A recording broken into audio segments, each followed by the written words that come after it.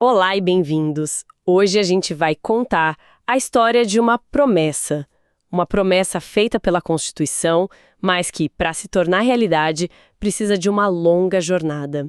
Falaremos das chamadas normas de eficácia limitada. São aqueles direitos que nascem, por assim dizer, adormecidos na nossa Constituição e o que é preciso para finalmente despertá-los. Para quem estuda para concursos, entender essa jornada não é só um detalhe, é decifrar como o direito realmente sai do papel. Ok, vamos desempacotar isso.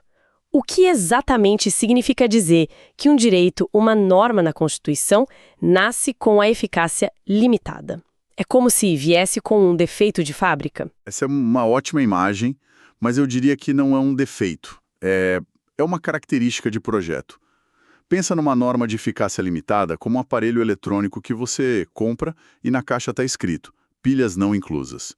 O aparelho é perfeito, mas ele não vai funcionar, sabe? Não vai produzir todos os seus efeitos, até que alguém vá lá e coloque as pilhas. Essa pilha é a complementação que a norma precisa. Pilhas não inclusas. Gostei disso. Fica bem mais claro. Então, por não serem auto-aplicáveis, elas dependem de uma ação futura. Exatamente. Por isso, a doutrina usa dois termos que são chave para qualquer prova. A aplicabilidade delas é indireta e imediata. Certo. Ou seja, não se aplica direto na vida da pessoa, mas por meio de outra norma. E a eficácia é reduzida ou diferida porque os seus efeitos plenos foram jogados lá para frente, foram adiados até que as pilhas cheguem. Ok. Vamos testar essa ideia com um caso real. Em 1988, a Constituição cravou lá no artigo 5º que o Estado promoverá, na forma da lei, a defesa do consumidor. Essa é a promessa. Mas, na prática, se uma pessoa comprasse um leite estragado no dia seguinte à promulgação da Constituição, essa promessa já valia alguma coisa no balcão do mercado? Ela podia exigir a troca com base só nesse artigo? A resposta curta e direta é não. Naquele momento, a promessa estava feita. A ordem para o Estado estava dada, mas o como fazer não existia. Faltava um manual. Isso.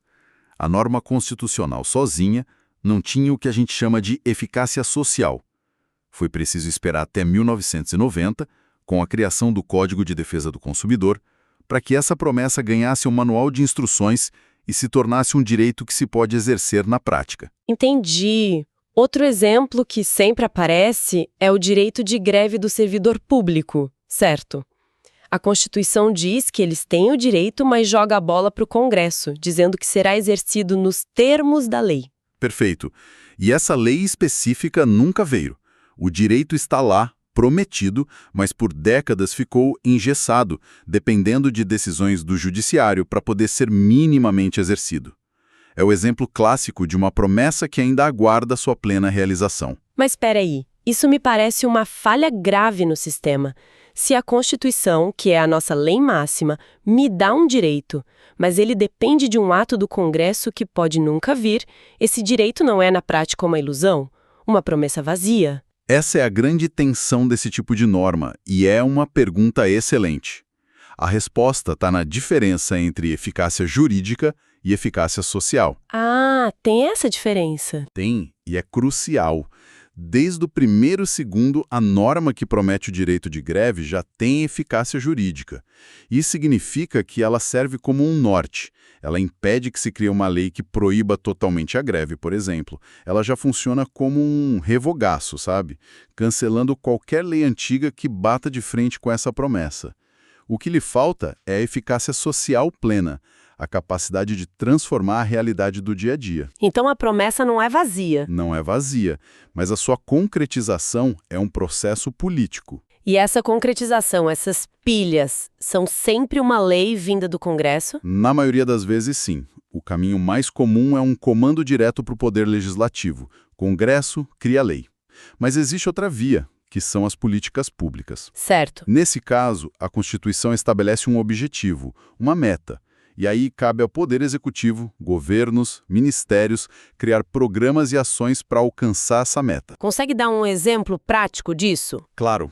O artigo 3º da Constituição diz que um dos objetivos do Brasil é erradicar a pobreza. Veja, não é um direito individual.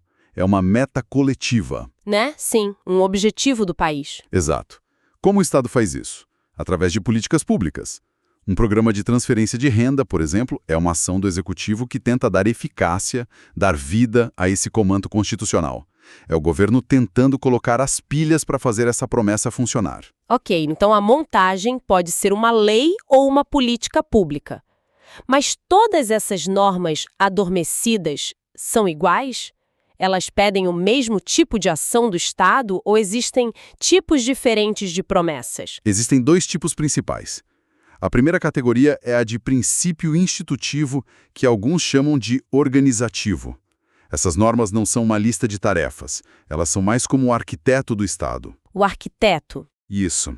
Elas dão a estrutura, o desenho, para que órgãos e entidades possam ser criados. Então a Constituição não entrega o prédio pronto, ela entrega a planta e o alvará de construção. Cabe ao governo decidir quando e como construir. Exatamente essa a ideia. Por exemplo, a Constituição prevê o mecanismo para a criação de novos estados na federação. Precisa de plebiscito, de lei complementar, mas ela mesma não cria nenhum estado. Ela só entrega a ferramenta. Entendi. Outro exemplo é a criação de ministérios. O artigo 88 diz que a lei pode criar, extinguir e transformar ministérios. Mas o artigo em si não cria o Ministério da Saúde ou da Educação. Ele apenas institui a possibilidade. E qual seria o segundo tipo? O segundo tipo são as normas programáticas. Se as institutivas são a planta, as programáticas são a lista de metas, os objetivos a serem alcançados. A lista de tarefas do Estado? Isso. São verdadeiros programas de ação para o Estado. A defesa do consumidor, que a gente já falou, é um exemplo. Outro, muito bom, é o artigo 7º, que promete proteger o mercado de trabalho da mulher mediante incentivos específicos. Incentivos específicos. Bem vago. Exato. A Constituição não diz qual incentivo. Aí vem o governo e cria um programa como Empresa Cidadã, que dá benefícios fiscais para empresas que aumentam a licença maternidade. Isso é o Estado executando o programa que a Constituição desenhou. Isso cobre a classificação mais famosa do jurista José Afonso da Silva. Mas é aqui que a coisa pode complicar para quem estuda, né? Porque parece que outros autores importantes, como a Maria Helena Diniz, usaram nomes diferentes para a mesma coisa. Como a gente não se perde nisso na hora da prova? O segredo não se apegar ao rótulo, mas ao mecanismo. No fundo, eles não discordam sobre como a Constituição funciona, só usam etiquetas diferentes para as mesmas gavetas. Certo. A pergunta-chave que se tem que fazer é sempre a mesma. Essa norma precisa de algo mais para funcionar? Ou ela já está pronta, mas pode ser restringida por outra lei? E como ficam as equivalências, então? Para ajudar o pessoal a mapear. É simples, se você focar na ideia. O que José Afonso chama de norma de eficácia contida, aquela que já nasce pronta, mas pode ser limitada, Maria Helena Diniz chama de relativa restringível. O nome já diz tudo. Relativa restringível. Ok. E o que estamos discutindo hoje, a norma que precisa de pilhas, que José Afonso chama de limitada, Diniz chama de relativa complementável. Complementável porque precisa de complemento. Precisa de complemento.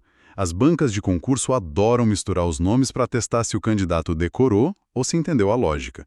Entender que o ponto central é a dinâmica da norma, não o rótulo, é o que separa a memorização da compreensão. Faz todo sentido. E o que acontece com uma promessa que já foi cumprida? Uma norma que tinha um prazo de validade e ele já passou, ela fica lá no texto para sempre. Fica no texto como um registro histórico, mas perde sua força. Chamamos essas de normas de eficácia exaurida ou aplicabilidade esgotada. Eficácia exaurida. Isso. O grande exemplo é o artigo 3º do ADCT, as disposições transitórias da Constituição. Ele previa uma grande revisão constitucional 5 anos depois de 1988. A revisão aconteceu em 1993. Missão cumprida. A norma se esgotou.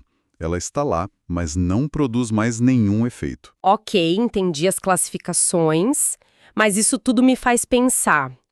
Esses direitos que a gente está falando, essas regras, elas valem só na nossa relação com o governo, lá em Brasília, ou elas também descem para o nosso dia a dia, tipo, quando eu tenho um problema com uma empresa ou discuto com o meu chefe? Essa pergunta nos leva para um campo fascinante.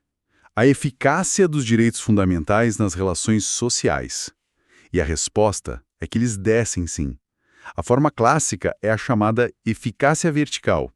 Imagine o Estado todo-poderoso em cima e o cidadão embaixo. A eficácia vertical é o cidadão usando seus direitos como um escudo contra o poder do Estado. Essa imagem que todo mundo tem de direitos fundamentais, eu contra o Estado. Relação entre dois cidadãos, ou entre um cidadão e uma empresa. Aí entra a eficácia horizontal. Os direitos fundamentais, como o direito à privacidade ou à honra, também valem nas relações entre iguais. Você pode exigir que seu vizinho respeite sua privacidade, por exemplo. Certo. Mas aí vem a pergunta mais interessante. A relação entre um empregado e seu chefe é uma relação entre iguais? Com certeza não. Um tem o poder de demitir, o outro não. A balança é totalmente desigual. Perfeito. E é por isso que a doutrina criou um terceiro conceito, a eficácia diagonal. Ela se aplica exatamente nessas relações entre particulares onde existe um desequilíbrio claro de poder, como nas relações de trabalho ou de consumo. Precisa pender um pouco para o lado mais fraco para tentar equilibrar as coisas. É isso. Essa perspectiva diagonal é fantástica. É exatamente isso. É o reconhecimento de que a igualdade formal no papel muitas vezes não corresponde à realidade. E o direito precisa corrigir isso. Isso muda toda a perspectiva. E já que estamos falando de perspectivas, tem dois últimos conceitos que parecem chaves para fechar esse quebra-cabeça. A tal da dimensão dos direitos e a teoria dos status. Vamos com calma em cada um. Vamos lá. Primeiro, as dimensões dos direitos fundamentais. Pense assim. A dimensão subjetiva é o direito fundamental como um escudo que o indivíduo usa para se proteger ou para exigir algo. É quando eu digo, esse é o meu direito à liberdade. É o direito na perspectiva de quem o possui. Entendi. A dimensão subjetiva é o meu direito, o escudo que eu levanto. Isso. Já a dimensão objetiva é o direito fundamental como o ar que todos nós respiramos dentro do sistema jurídico. Ele não pertence a ninguém em particular, mas ele influencia e dá forma a tudo. As leis que são criadas, as decisões dos juízes, as políticas do governo. Ah! É por isso que ela também é chamada de eficácia irradiante, porque a luz desses direitos se espalha por todo o sistema. É o valor que está no ar e que todo mundo no governo, juiz, deputado, presidente, tem que respirar antes de tomar qualquer decisão. Escudo versus ar. Acho que nunca mais vai esquecer essa diferença. E a tal teoria dos status de Jelinek parece que é sobre os diferentes chapéus que a gente usa na nossa relação com o Estado, é isso? É uma analogia perfeita. Jelinek imaginou 4 chapéus, ou 4 posições, que um indivíduo pode ter diante do Estado. Com o chapéu do status negativo, a pessoa se vira para o Estado e diz: não se meta na minha vida, deixe-me em paz. O não fazer. É a posição de exigir uma abstenção, um não fazer, que marca os direitos de liberdade. O chapéu do me deixe em paz. Ok. Depois, troca de chapéu e usa o do status positivo. Agora, a pessoa se vira para o Estado e diz: Estado, eu preciso da sua ajuda aqui. Preciso de saúde, de educação. É a posição de exigir uma prestação, um fazer, que marca os direitos sociais. Faz sentido. E os outros dois? O terceiro é o chapéu de status ativo. Com ele, não se está nem se defendendo nem pedindo algo. Se está participando. É o direito de ajudar a formar a vontade do Estado, de ser parte do poder. É o chapéu do cidadão que vota e pode ser votado. O coração dos direitos políticos. Certo. E, por fim, teria o chapéu do status passivo, que é quando o Estado se vira para nós e nos coloca em uma posição de ter deveres, de estar sujeito às obrigações, como pagar impostos. Uau! Negativo, positivo, ativo e passivo. 4 chapéus que definem toda a nossa relação com o poder público. Realmente uma jornada. Então a gente começou com a história de uma promessa adormecida na Constituição e percorremos todo o caminho para entender como ela acorda, os tipos de promessas que existem, os diferentes nomes que elas recebem e como elas se aplicam não só contra o Estado, mas no nosso dia a dia. Exato. A grande ideia que fica é que a Constituição não é uma fotografia estática de 1988. é um projeto em constante construção. Entender a eficácia de suas normas é entender como suas promessas e seus programas saem do papel e buscam, dia após dia, transformar a realidade, ainda que dependam de muitas ações futuras dos poderes públicos para se concretizarem. E para quem tem nos acompanhado nesta jornada por todas as aulas, nosso muito obrigado. Esperamos que esta análise detalhada de hoje tenha sido mais uma peça valiosa na sua preparação. E fica a reflexão final. Em uma sociedade com tantas normas programáticas, com tantas promessas dependendo da ação estatal, qual é o papel do cidadão e do judiciário quando essa ação não acontece? O que fazer com um direito que está lindamente escrito no papel, mas que ainda não se tornou realidade na vida das pessoas? Se este conteúdo te ajudou nos seus estudos para concursos públicos, aproveite e assista agora a outros vídeos de nosso canal. Aqui você encontra material gratuito, dicas de estudo e conteúdos atualizados para concursos públicos. Inscreva-se no canal, ative o sininho para não perder nenhuma aula, compartilhe com outros concurseiros e deixe seu comentário com dúvidas ou sugestões. Pode Passar Cast, conteúdo certo para quem estuda para passar em concurso público.